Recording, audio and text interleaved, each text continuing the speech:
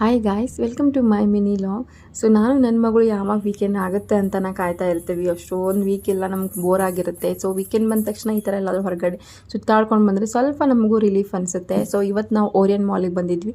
So ಅಲ್ಲಿ Christmas ಹಾಗೂ new year celebration ಜೋರಾಗಿ ನಡೀತಾ ಇದೆ ಈಗಿಂದಾನೆ.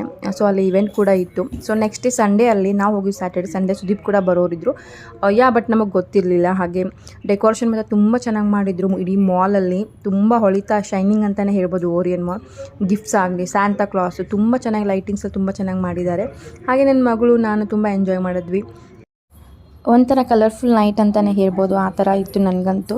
ಸೊ ನಾನು ಈ ಥರ ವೀಕೆಂಡಲ್ಲಿ ಒಂದಿನ ಎಲ್ಲರೂ ಹೊರಗಡೆ ಈ ಥರ ಹೋಗಿ ಬಂದರೆ ನಮಗೂ ಒಂಥರ ಎನರ್ಜೆಟಿಕ್ ಆಗಿರುತ್ತೆ. ವೀಕೆಲ್ಲ ಫುಲ್ ಬೋರ್ ಆಗುತ್ತೆ ಮನೇಲಿದ್ದಿದ್ದು. ಸೊ ಮಗಳು ಕೂಡ ಸ್ವಲ್ಪ ಎಂಜಾಯ್ಮೆಂಟ್ ಸಿಗುತ್ತೆ ಅಂತ ನಾನು ನನ್ನ ಹಸ್ಬೆಂಡ್ ಹೇಳ್ತಾ ಇರ್ತೀನಿ. Yes, thank you for watch and follow for more videos.